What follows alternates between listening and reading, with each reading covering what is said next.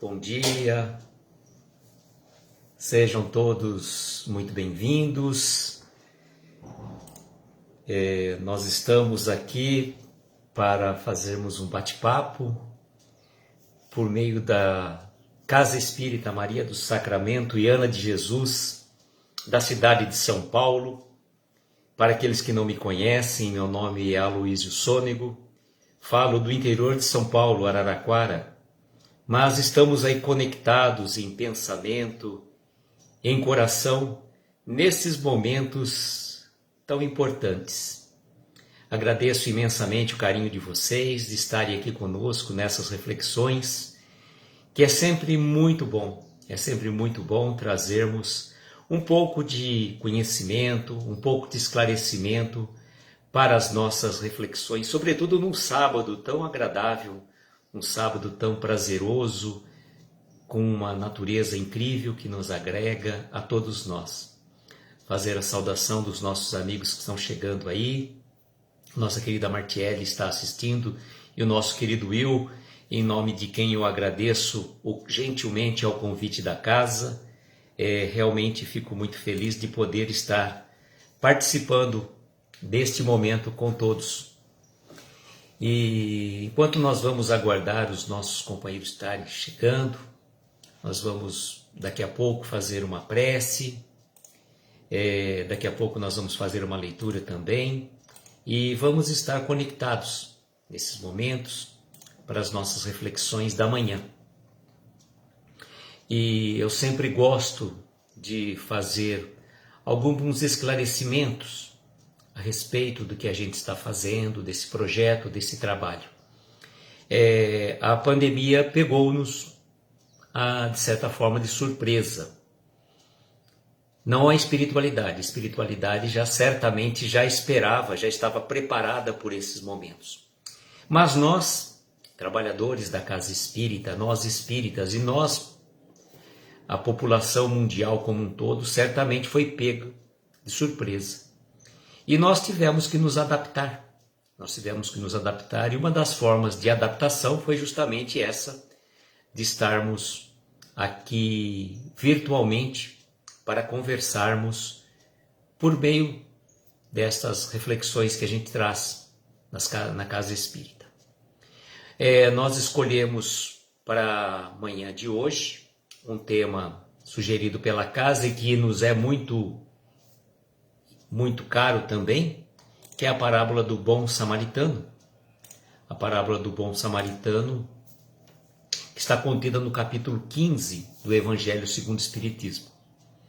Bom, antes de mais nada, nós vamos fazer uma breve leitura de uma mensagem de um livro que eu gosto muito, que é o Minutos de Sabedoria, um livro que eu recomendo para todos, na verdade, que a gente possa utilizar um livro pequeno, mas enorme e grandioso pelo seu conteúdo, pela quantidade de mensagens tão oportuna que ele nos traz. E a gente vai abrir ao acaso, a gente sabe que sempre o acaso não existe. Nós vamos abrir uma mensagem deste livro, que eu sempre recomendo às pessoas que tenham em suas bolsas, levem sempre junto consigo um livro de cabeceira. A hora que você acorda pela manhã, abra e certamente vai vir uma mensagem para aquele dia. E vamos abrir então a mensagem ao acaso para as nossas reflexões da manhã.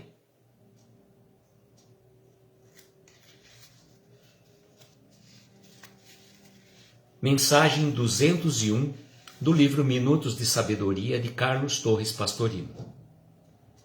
Observe o que se passa na vida. Quando você necessita de alimento, é só você que pode comer. ninguém pode fazer por você. Assim também ninguém poderá curá-lo. Você é a única pessoa capaz de curar-se, de fazer seu corpo revigorar-se e libertar-se das enfermidades. Emita pensamentos positivos de saúde e expulse de seu organismo todas as moléstias. Então, emitirmos pensamentos positivos é o que nos recomenda Carlos Torres Pastorino para a nossa manhã. Termos sempre bons pensamentos, termos sempre pensamentos positivos e pensamentos de cura, de saúde, de condições plenas de nossa vida. Quando a gente pensa positivo, a positividade nos atinge e nos envolve a todos. E neste momento, então, eu gostaria de convidar a todos os irmãos, aqueles que estiverem ligados a nós ou que vão assistir depois deste momento, aqueles que se sentirem confortáveis, fecharmos os nossos olhos, mentalizarmos ao nosso lado a presença do nosso Mestre Jesus, o nosso companheiro, nosso irmão maior, que não mede esforços para estar nos protegendo, nos amparando, nos abençoando. E rogando ao Divino Mestre que possa derramar suas bênçãos sobre cada um de nós, que possa nos dar a intuição, que possa nos dar a serenidade, a tranquilidade para seguirmos a nossa jornada evolutiva.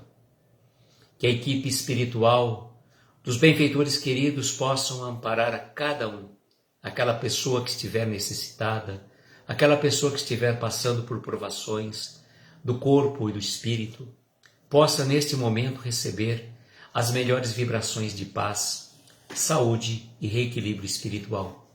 E que o nosso Mestre Jesus nos proteja, nos abençoe, hoje e sempre.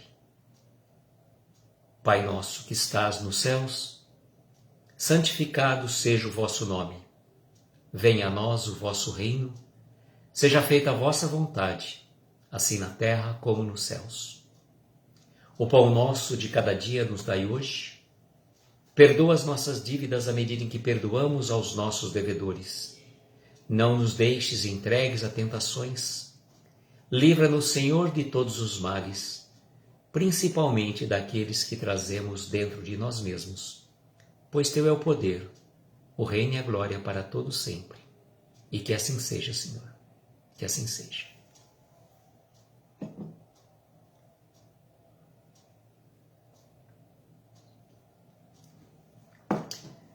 Bom dia uma vez mais aos queridos irmãos da Casa Espírita Maria do Sacramento e Ana de Jesus. Que a paz e a harmonia da espiritualidade continue nos auxiliando neste momento, agora e sempre. Como eu estava comentando no início, o tema que propomos, bater um papo, conversarmos um pouco, é a respeito de uma passagem muito tocante do Evangelho segundo o Espiritismo. Este livro fantástico que nós recomendamos a todos, para que a gente possa sempre buscar as nossas melhores reflexões. O Evangelho segundo o Espiritismo, sem sombra de dúvida, nos traz esclarecimentos tão importantes para a nossa vida. Tão importantes. Porque abrir o Evangelho ao acaso ou fazer uma leitura sistemática do Evangelho nos traz um conhecimento das passagens de Jesus trazidas com uma clareza da doutrina espírita. E como é bom a gente buscar o conhecimento, buscar a vivência do Evangelho no estudo e na prática. Eu sempre digo, tão importante é ler, é conhecer, é também, sobretudo, viver o Evangelho. E Jesus foi o exemplo vivo, a vivência pura da Boa Nova, que é o Evangelho.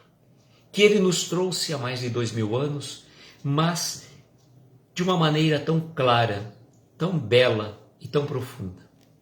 E Jesus era realmente, que a gente pode dizer, um grande contador de histórias.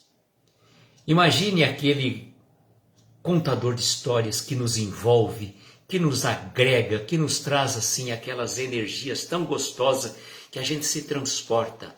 Quando você lê um livro que você vai se envolvendo com aquela história, você vai sentindo como se você estivesse se transportando. Você ora é um personagem, ora é outro, você já mentaliza aquele lugar, aquela situação. E Jesus contava-nos e contou-nos muitas e muitas histórias que intitulava-se parábolas. Parábolas são pequenas histórias que contava traços, situações peculiares da época e que, na verdade, vinha fazer uma boa transformação. Muitos daqueles de nós que estávamos lá não entendíamos, achávamos que era uma história simples, pequena, mas a grande diferença é o ensinamento moral que essa história trazia para nós. E nós vamos então, neste momento, irmãos, recorrermos ao Evangelho segundo o Espiritismo, exatamente no capítulo 15, uma passagem fantástica que é: fora da caridade não há salvação.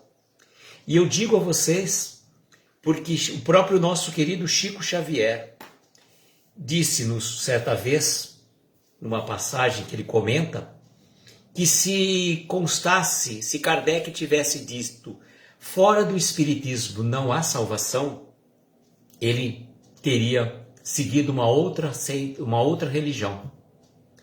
Mas Kardec disse, fora da caridade não há salvação. Então, a sintonia do Chico para com ele, com os ensinamentos trazidos por Kardec, foi fantástico. Então, esta passagem da parábola do bom samaritano encontra-se inserida no capítulo 15, cujo título é Fora da caridade não há salvação. E neste momento, nós vamos partir já para a parábola do bom samaritano, antes da gente depois fazer as reflexões sobre ela. A passagem diz assim: então, levantando-se, disse-lhe um doutor da lei, para o tentar: mestre, o que é preciso fazer para possuir a vida eterna? Respondeu-lhes Jesus: o que está escrito na lei? O que lês nela? E o doutor da lei respondeu: amarás o Senhor teu Deus de todo o teu coração, de toda a tua alma e com todas as forças de teu espírito, e ao teu próximo como a ti mesmo.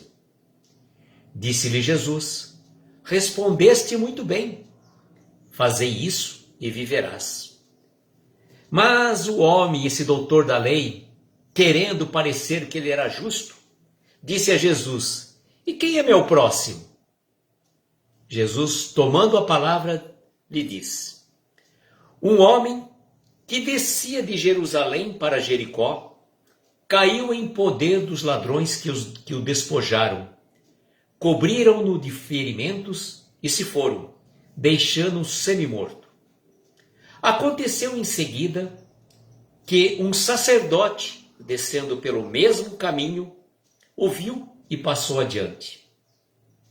Um levita, que também veio àquele lugar, tendo observado, passou igualmente adiante. Mas um samaritano, que viajava, chegando ao local onde jazia aquele homem, e tendo visto, foi tocado de profunda compaixão. Aproximou-se dele, deitou óleo e vinho nas feridas, e as pensou. Pondo-o no seu cavalo, levou-o a uma hospedaria e cuidou dele. No dia seguinte, tirou 2 denários e o deu ao hospedeiro, dizendo: trata muito bem deste homem, e tudo que dependeres dele a mais, eu te pagarei quando regressar. Jesus volta a palavra ao doutor da lei e fala assim: qual desses 3 te parece ter sido o próximo daquele que caíra nas mãos dos ladrões? O doutor da lei respondeu: aquele que usou de misericórdia para com ele. Então, vai, disse Jesus, e faze o mesmo. Esta passagem está em Lucas, capítulo 10, versículo 25 a 37. Esta passagem, realmente, a gente consegue fazer uma viagem no tempo. A gente viaja, uma viagem no tempo, e a gente traz, antes de mais nada, alguns esclarecimentos muito importantes. Um homem descia de Jerusalém para Jericó. Então, são duas cidades da região lá próxima a Jerusalém, distante praticamente 23 quilômetros de uma da outra, informação atual que a gente tem. E Jerusalém era habitada desde o 3º milênio antes de Cristo.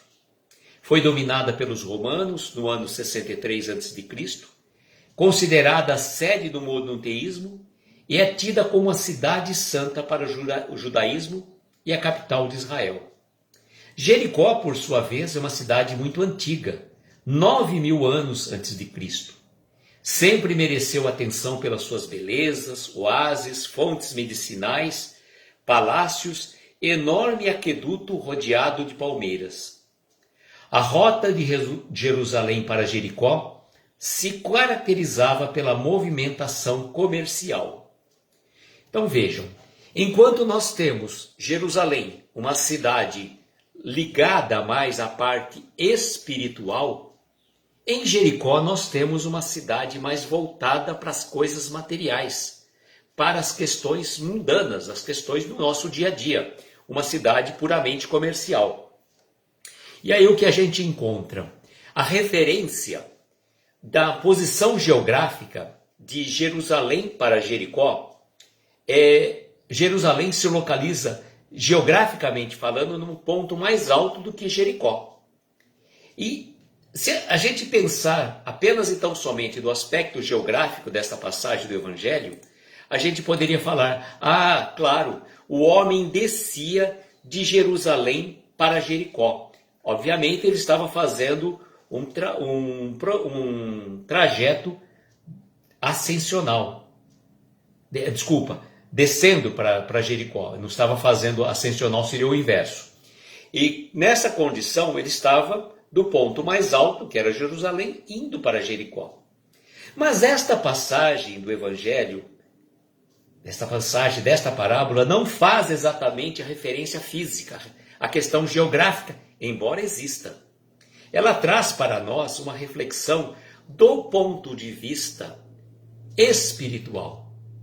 Este homem que foi açoitado, foi atacado por ladrões, ele estava, de uma certa forma, descendo do ponto de vista espiritual para o ponto de vista material. Ele estava indo em busca de questões materiais, em busca do comércio, em busca de qualquer coisa. Então, ele estava no estádio vibracional, se a gente fizer essa referência, de uma posição superior para uma posição mais material, mais mundana, mais do dia a dia. E, consequentemente, mudando o seu padrão vibratório, ele acabou sendo vítima dos ladrões, que o despojaram e deixaram sêminu. E o que acontece é que também um sacerdote, que é aquele que cuidava do templo, ele também seguia pelo mesmo caminho. Então o sacerdote não estava, digamos, diferentemente que nós vamos ver em relação ao samaritano, ele também vinha descendo pelo mesmo caminho. Ele também estava numa vertigem do ponto de vista espiritual, saindo da parte espiritualizada para a parte material. E o levita, que também é um representante da tribo de Davi, também veio àquele lugar. E se nós pensarmos e pegarmos esta questão do samaritano, nós vamos verificar que o samaritano, ele viajava, ele não estava indo a Jericó, ele estava numa situação diferente. Ele estava viajando. Ele passou por acaso. E quando ele viu aquele homem, ele foi tocado de profunda compaixão. Ele foi tocado de profunda compaixão porque ele viu ali uma pessoa, de certa forma, passando por agruras. E ele não sabia se... E vejam que interessante a situação. As pessoas da época de Jesus se conhecia pela vestimenta, pelo corte de cabelo. Por exemplo, Jesus tinha o corte de cabelo a nazareno. As roupas que Jesus usava eram próprias dos nazarenos. Assim como um doutor da lei se vestia com uma determinada roupa, um levita, um sacerdote, todos se vestiam com uma determinada roupa que você, olhando para uma pessoa, já conseguia identificar de que ela pertencia, se ele era samaritano, se ele era levita, se ele era um sacerdote ou se era um doutor da lei. E aquele homem que estava ali, que foi atacado pelos ladrões, ele estava seminu, não tinha nada que o identificasse. Porque vamos pensar que se ele tivesse com o traje de um sacerdote, o sacerdote talvez pudesse até ir lá e cuidar dele, porque era da sua espécie, da sua região, né? Ou então, se ele fosse um levita, o levita também poderia ir lá. Mas ele estava seminu, não havia nada que o identificasse. E o samaritano, que era colocado como uma pessoa assim, segregada pelo povo judeu, somente pelos doutores da lei, que eles tinham uma certa prevenção aos samaritanos, questão das tribos, e ele foi tocado de profunda compaixão. E foi lá e cuidou daquela pessoa, cuidou sem saber quem ele era. Pesou óleo e azeite, né, nas suas feridas, colocou na sua montaria e levou até a hospedagem mais próxima, e deixou para que o hospedeiro cuidasse dele, deixou dinheiro suficiente, falou, cuide bem deste homem. Ele não sabia quem era, ele não sabia, ele pediu, cuide bem deste homem, tudo que você gastar, na volta eu recompensarei. E vejam como é interessante essa passagem, que o doutor da lei, quando se aproxima de Jesus, ele faz uma pergunta para tentar Jesus. Eles gostavam de colocar Jesus sempre numa situação meio saia justa. Eles estavam o tempo todo pesquisando. Lembra da passagem da mulher adúltera? Quando chegou a situação da mulher adúltera, levaram a Jesus aquela mulher adúltera. E aí qual que era a situação? A lei dizia que ela tinha que ser apedrejada até a morte. Se Jesus falasse, apedreje-a, ele estava cumprindo a lei. Mas ele estava ferindo os ensinamentos da lei de amor para com seu semelhante. Se ele falasse, deixa livremente, ele estava descumprindo a lei. Então o que ele falou? Aquele que estiver sem pecado, atire a primeira pedra. Outra situação que eles tentavam Jesus o tempo todo, aquela passagem do tributo. Os judeus não gostavam de forma alguma de pagar tributo, e Roma cobrava tributo deles costumeiramente, e eles não gostavam. E aí chegaram para Jesus e falaram, mestre, é lícito pagarmos tributo a César? Aí tentar colocar Jesus numa saia justa. E aí? Pagamos tributo ou não? Se Jesus falasse sim, ele estaria se indispondo contra o povo judeu. Se ele falasse não, ele estaria se indispondo contra César. E qual foi a solução mágica de Jesus? Dá cá uma moeda. De quem é essa figura que está inserida nessa moeda? De César. Então, dai a César o que é de César e a Deus o que é de Deus. E neste momento também, o doutor da lei veio para tentar Jesus. E aí ele pergunta, né? O que é preciso para possuir a vida eterna? Jesus fala, o que está escrito na lei. Esta lei, irmãos, é a Torá. A lei que os doutores da lei sabiam de cor e salteado. E aí Jesus dá pergunta, o que está escrito na lei? O que lês nela? O que ele lê? E ele responde, amarás o Senhor teu Deus de todo o teu coração, de toda a tua alma, com todas as tuas forças, de todo o teu espírito. e ao teu próximo como a ti mesmo. E aí Jesus fala, respondeste muito bem, faze isso e viverás. Faz isso e viverás. E aí eu faço um parênteses, irmão, só para dizer a vocês uma questão muito importante, que às vezes a gente se pega dizendo que Jesus falou assim, amar ao teu próximo como a ti mesmo. Esta passagem, amar ao teu próximo como a ti mesmo, está, na verdade, na lei, na Torá. E não exatamente foi essa mensagem que Jesus trouxe. Jesus trouxe uma mensagem um pouco mais ampla, que é, amai-vos uns aos outros como eu vos amei. Olha a diferença. O amor de Jesus para com todos, fantástico. Amar-vos uns aos outros como eu vos amei, indistintamente, sem aquele amor possessivo, sem aquele amor que é só meu, sem aquele amor que é isso, é aquilo. Não, o amor universal que devemos nutrir por todas as criaturas. Aí o que é engraçado, continuando nesta passagem, nessa parábola, o doutor da lei, ele queria parecer que era justo. E aí ele chegou para Jesus e falou, mas quem é meu próximo? Não é? Ele já não respondeu lá atrás que amar a teu próximo como a ti mesmo? O doutor da lei falou isso. E aí ele perguntou, quem é meu próximo? E Jesus conta essa parábola do bom samaritano. E vejam a arrogância do doutor da lei no final da parábola, quando ele fala assim, quando Jesus perguntou, qual desses três te parece ter sido próximo daquele que caíra nas mãos dos ladrões? O doutor da lei, como ele já tinha essa prevenção contra os samaritanos, ele não falou samaritano. Olha a arrogância do doutor da lei. Ele disse, aquele que usou de misericórdia para com ele. Até nisso o doutor da lei foi arrogante. Aquele que usou de misericórdia para... Ele não falou que foi o samaritano. Ele falou aquele que usou de misericórdia para com ele. E Jesus arremata prazerosamente essa parábola dizendo, então, faze o mesmo. Vai e faz o mesmo. Use de misericórdia. E nesta passagem, irmãos, é importante que a gente traga a essência dela. A essência. Toda a moral de Jesus se resume na caridade e na humildade. Na caridade e na humildade.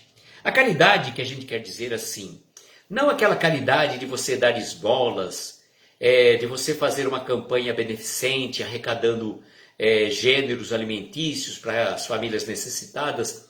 Isso é fantástico, é muito bom, mas chama-se filantropia. Filantropia. É muito bom porque muitas famílias estão necessitadas, quantas pessoas estão perdendo o emprego, quantas pessoas que auxiliavam a casa espírita até tempos atrás, hoje estão na fila para serem auxiliados.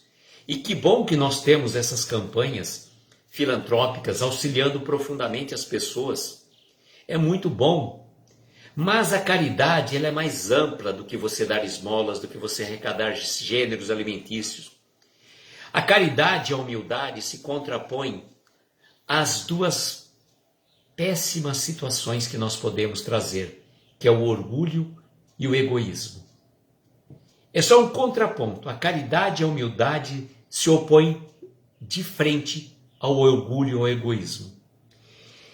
Essas duas virtudes, a caridade e a humildade, na verdade, irmãos, a gente desenvolver o amor por todas as criaturas, independentemente de ela é de uma religião, independentemente dela ser de um partido, de um time de futebol.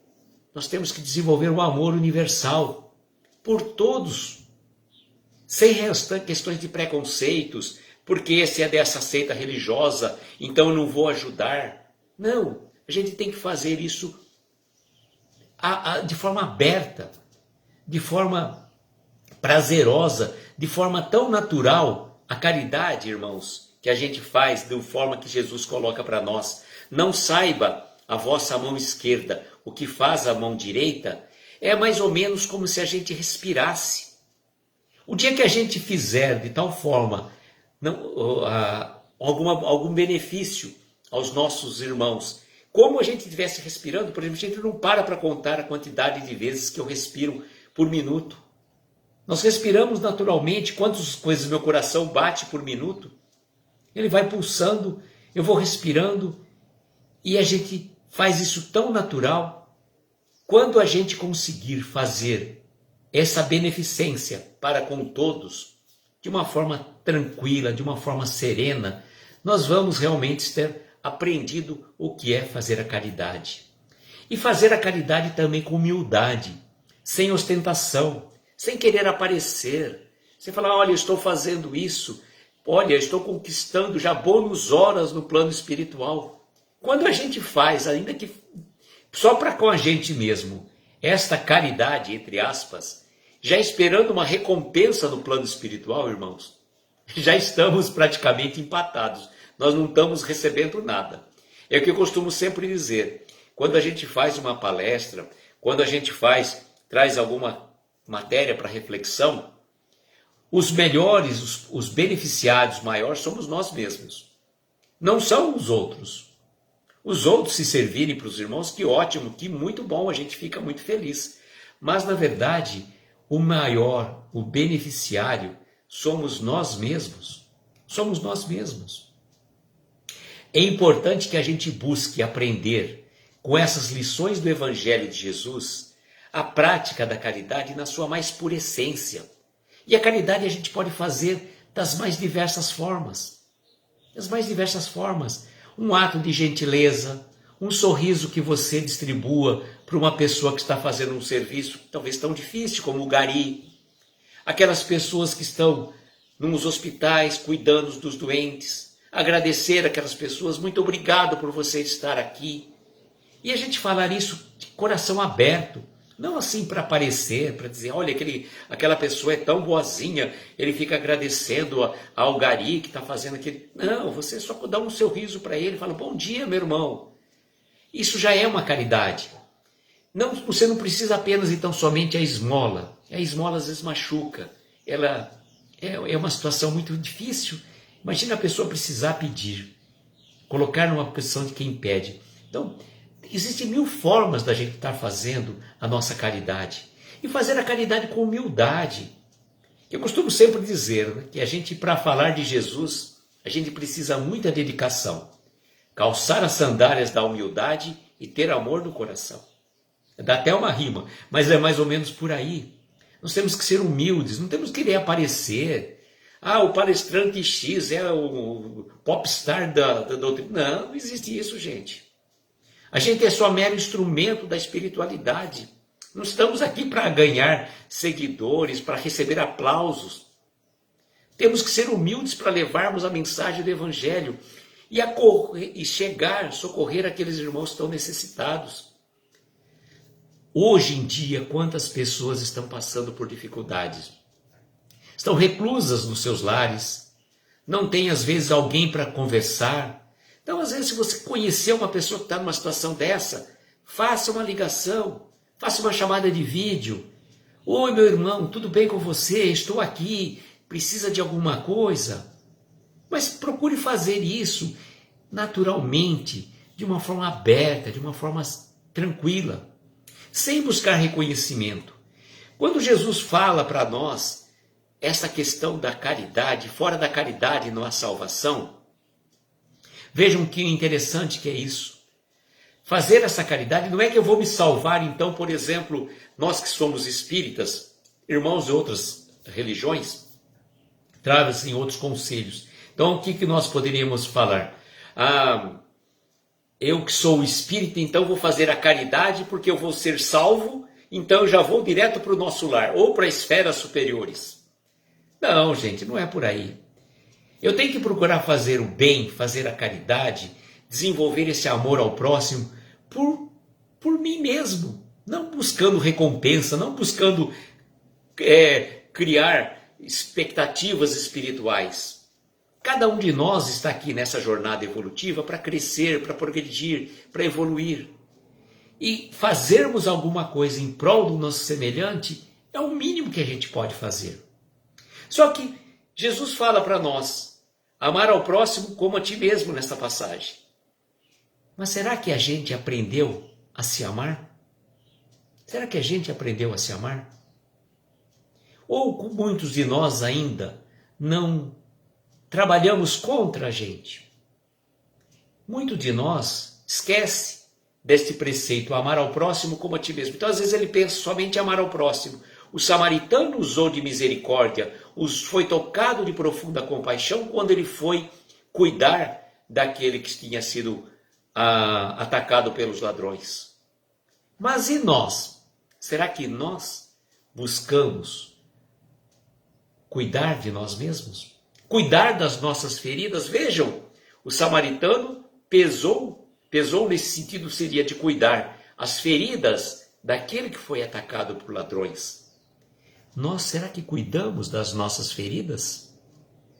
Quantas dores, quantas mágoas, quantos ressentimentos que trazemos enraizados dentro de nós.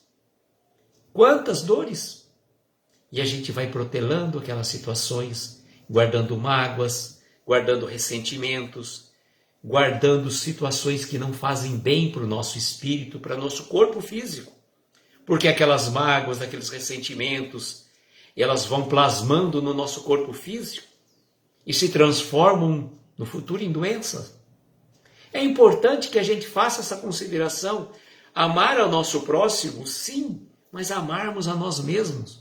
Cuidar das feridas daqueles que foram atacados por ladrões, mas cuidarmos das nossas feridas internas.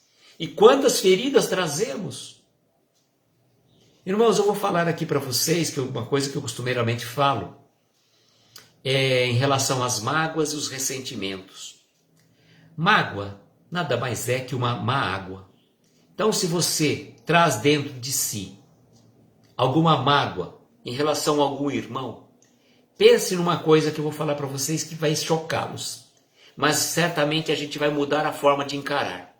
Toda vez que eu tenho mágoa por algum irmão, que eu trago essa situação para ele, é como se eu bebesse uma água suja. Imagine uma água barrenta, uma água que talvez saiu do esgoto, para ser bem difícil mesmo, e eu estivesse tomando aquela água. Certamente não é muito bom. Então, não vamos tomar essa má água, vamos tomar água pura, água do Evangelho, água de Jesus. Essa água que nos liberta, que nos alivia, que nos limpa o nosso corpo físico, mental e espiritual. Então não vamos tomar essa má água. E também eu falo do ressentimento. O ressentimento é sentirmos novamente no presente coisas que aconteceram lá atrás. Situações que aconteceram há 3, 4, 5 anos e as pessoas vivem aquilo como se fosse hoje. Vivem como se fosse hoje. Então imagine uma situação que começo 15 dias atrás alguém me deu um pisão no pé. Me deu um pisão forte no meu pé. Não sei se de propósito ou sem querer, mas pisou e aquilo doeu bastante. Doeu fundo. Aí o que eu faço? Não perdoo aquela situação. Não perdoo. E eu fico sempre lembrando daquilo, sempre lembrando e martelando. Como se eu tivesse a cada dia, pegasse um peso e jogasse no meu pé para representar aquele pisão que eu levei lá atrás.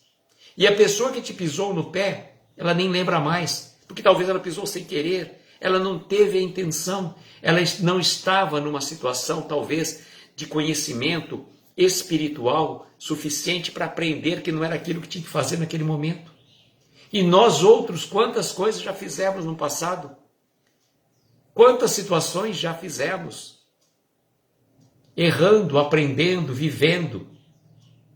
Então, pensarmos na parábola do bom samaritano também em relação às nossas dores, às nossas feridas, às nossas mágoas, os nossos ressentimentos. Vamos limpar. É o momento de jogar fora, de limpar essas energias mal qualificadas que a gente ainda traz. Gente, nós estamos em pleno século XXI, nós estamos no planeta a caminho da regeneração. Não dá para a gente ficar sendo aquela pessoa, aquele homem velho, vivendo situações que não adianta, não resolve.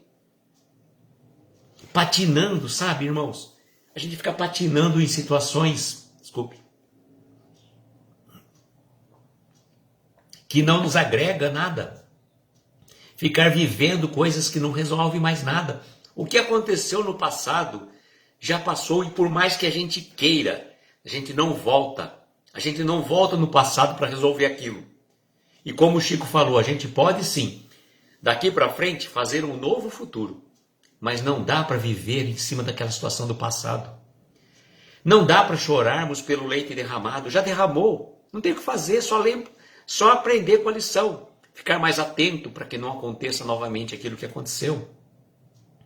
E seguirmos diferente. Muitas pessoas ainda vivem ansiosas com o seu futuro. Como vai ser o futuro? Como vai ser isso? Como vai ser aquilo outro? Gente, o futuro a Deus pertence. Nós não temos poder, nós não temos capacidade de transformar o nosso amanhã. A gente não sabe como será o nosso amanhã. Nós não temos controle de nada, então a gente tem que entregar nas mãos de Deus. Fazermos a nossa parte, o melhor que a gente puder fazer hoje. Relacionarmos bem com as pessoas que estamos vivenciando hoje. Embora a gente saiba que não é fácil. A gente saiba muito bem que não é fácil esse momento que a gente está passando. Mas se estamos passando por esse momento, alguma razão existe. E nos traz profundas reflexões. Profundos ensinamentos que a gente tem que colocar em prática. Porque pegar o Evangelho, como eu estava falando para vocês, de cabo a rabo, ler, posso saber decoro e salteado. Mas se eu não colocar em prática 0,0001% do que eu li, de nada vale. De nada vale o conhecimento sem a prática. A prática da caridade, a prática do perdão, a prática do conhecimento que nos transforma, que vai nos fazer pessoas melhores a cada dia. A gente precisa aprender um pouco mais essas lições na prática, não só na teoria. Eu costumo sempre dizer que a gente está aqui falando e é muito fácil falar do Evangelho. Alguns irmãos podem dizer, nossa, mas eu não tenho capacidade de falar em público, eu não tenho capacidade de fazer uma live assim, ou uma palestra virtual. Realmente não é tão fácil. Mas um pouquinho de treino a gente até consegue. Agora, falar, aqui até que é fácil. O difícil é colocar em prática tudo aquilo que a gente fala. Tudo aquilo que a gente fala. Porque a gente costuma dizer, né? Papagaio também fala. Mas a prática do Evangelho, a prática da caridade na sua essência, em relação ao nosso próximo, como principalmente em relação a nós mesmos, é que faz a diferença. Que a gente aprenda então, irmãos, a partir de agora, a colocar em prática esses ensinamentos de Jesus e transformarmos a caridade e a humildade como um norte, como meta em nossas vidas. Eu agradeço imensamente a cada um de vocês que estiveram presentes aqui conosco, que deram uma passada, ou aqueles irmãos que vão assistir depois. Agradeço imensamente a Casa Espírita Maria do Sacramento e Ana de Jesus da cidade de São Paulo, na pessoa do Will que me convidou tão gentilmente. Agradeço a todos vocês, agradeço a espiritualidade, a oportunidade e fico extremamente feliz e gratificado de poder participar desta manhã de sábado de plena luz, desejando a cada um de nós que tenhamos um dia esplendoroso, luminoso, com muitas energias espirituais. E neste momento, eu gostaria então para finalizar, convidar aos irmãos para que a gente pudesse fazer uma prece de encerramento. E como normalmente eu faço, assim, pelas minhas lives que a gente faz nossas lives, a gente coloca sempre uma música para fazer as nossas preces. Eu vou pedir licença aos irmãos para a gente fazer para fazermos esta prece com a mensagem, com a música da Ave Maria.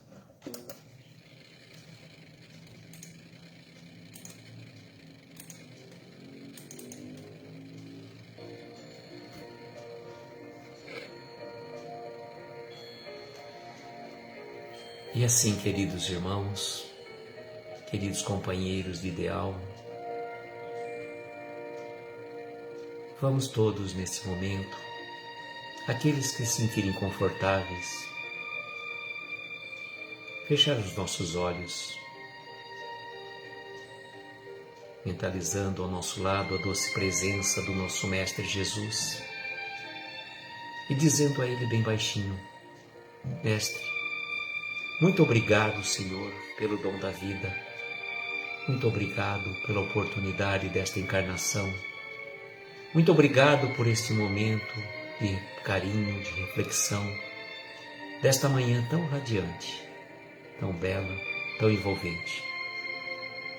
Muito obrigado, Senhor, por esses companheiros queridos que estarão conosco nessas reflexões. Somos gratos imensamente pela oportunidade e pelo gentil convite da casa.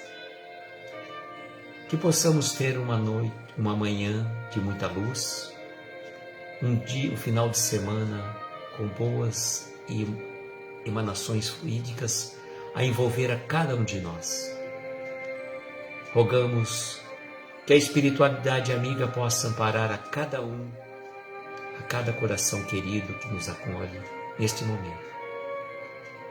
E agradecidos que somos, Mestre, pela oportunidade desta singela reunião, por tantos corações que nos acolhem, nós dizemos a prece que nos ensinaste. Pai nosso que estais nos céus, santificado seja o vosso nome. Venha a nós o vosso reino, seja feita a vossa vontade, assim na terra como nos céus. O pão nosso de cada dia nos dai hoje. Perdoa as nossas dívidas, à medida que perdoamos aos nossos devedores. Não nos deixes entregues a tentações, livra-nos de todos os males, pois teu é o poder, o reino e a glória para todos sempre. Que assim seja, Senhor, que assim seja.